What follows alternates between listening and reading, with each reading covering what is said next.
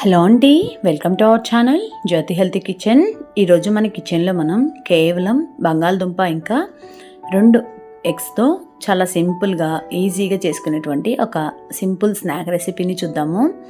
ఎప్పుడు మనం ఎగ్స్తో ఒకే రకంగా ఆమ్లెట్ ట్రై చేయకుండా ఇలా కొత్తగా బంగాళదుంపలతో కూడా ట్రై చేయొచ్చండి. చాలా టేస్టీగా ఉంటుంది.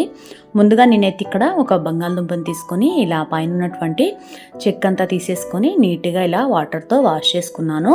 ఇప్పుడు ఒక పెద్ద హోల్స్ ఉన్నటువంటి ఒక గ్రేటర్ని తీసుకొని ఈ విధంగా గ్రేట్ చేసుకుంటున్నాను. మనం తీసుకున్నటువంటి ఈ పొటాటో అంతా ఈ విధంగా గ్రేట్ చేసుకోవాలండి.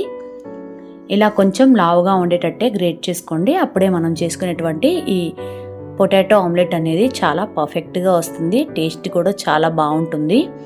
ఇలా మొత్తంగా ఈ పొటాటోని గ్రేట్ చేసుకున్నాను. ఇప్పుడు ఇదే గిన్నెలోకి ఇంకొన్ని వాటర్ని వేసుకొని ఇలా ఈ తురుముకున్నటువంటి ఈ పొటాటోని పక్కన పెట్టేసుకోవాలి. ఒకసారి ఇలా కడిగినట్టుగా పెట్టేసుకుంటున్నాను. ఇప్పుడు ఒక మిక్సింగ్ గిన్నెలోకి 2 ఎగ్స్ని తీసుకుంటున్నాను. నేను ఇక్కడ ఒక పర్సన్కి చేస్తున్నాను, అందుకని ఇక్కడ 2 ఎగ్స్ని తీసుకుంటున్నాను. అలాగే ఇందులోకి టేస్ట్కి సరిపడినంత సాల్ట్ని కూడా వేసుకొని ఈ ఎగ్స్ అంతా బాగా కలిసేలాగా ఒకసారి బాగా బీట్ చేసుకుంటున్నాను. మనం ఎంత బాగా బీట్ చేసుకుంటే మనం ప్రిపేర్ చేసుకునేటువంటి ఈ ఆమ్లెట్ అనేది అంత ఫ్లఫీగా వస్తుంది. ఈ విధంగా ఎగ్ అంతా బాగా కలిసేలాగా కలిపేసుకుని ఇప్పుడు ఇందులోకి ఒక 1/2 స్పూన్ వరకు మిరియాల పొడిని కూడా వేసుకుంటున్నాను. మీరు ఈ ప్లేస్లో కారం అయినా సరే యాడ్ చేసుకోవచ్చు. ఇప్పుడు మనం ముందుగా తురుము పెట్టుకున్నటువంటి ఈ బంగాళదుంప తురుముని ఇలా వాటర్ని తీసేసుకొని ఈ ఎగ్లోకి వేసుకోవాలి. వాటర్ రాకుండా ఇలా ఈ తురుము వరకు వేసేసుకుంటున్నాను. ఇలా వేసేసుకొని మొత్తం బాగా కలిసేలాగా ఒకసారి కలిపేసుకొని ఇందులోకి 2 స్పూన్ల వరకు గోధుమ పిండిని వేసుకుంటున్నాను.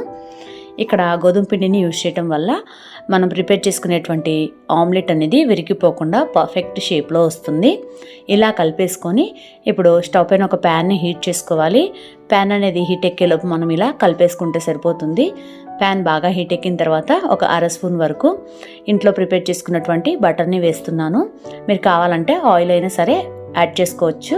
ఇప్పుడు మనం ప్రిపేర్ చేసి పెట్టుకున్నటువంటి ఈ ఆమ్లెట్ మిశ్రమాన్ని ఈ ప్యాన్లోకి ఈవెన్గా స్ప్రెడ్ చేసుకొని మీడియం సైజ్ ఆమ్లెట్ లాగా స్ప్రెడ్ చేసుకుంటున్నాను.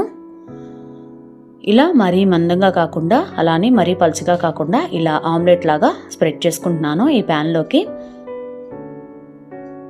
ఇప్పుడు స్టవ్ని సిమ్ ఫ్లేమ్లోనే పెట్టుకొని మూతను పెట్టుకొని ఒక 4-5 నిమిషాల వరకు కుక్ చేసుకోవాలండి. స్టవ్ అనేది పూర్తిగా సిమ్లోనే పెట్టుకోండి.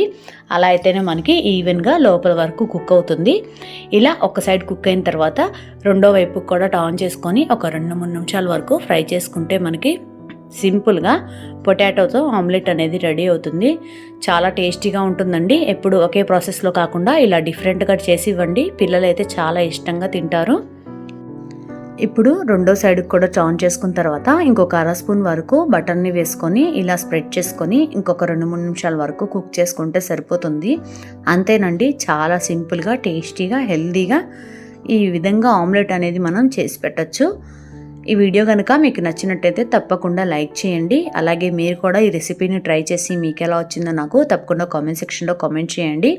అలాగే ఈ రెసిపీని మీ ఫ్రెండ్స్ ఇంకా ఫ్యామిలీ మెంబర్స్తో షేర్ చేయండి. ఇంతవరకు మన ఛానల్ని సబ్స్క్రైబ్ చేయకపోతే వెంటనే సబ్స్క్రైబ్ చేసుకొని పక్కనే ఉన్నటువంటి బెల్ ఐకాన్ని ప్రెస్ చేయండి.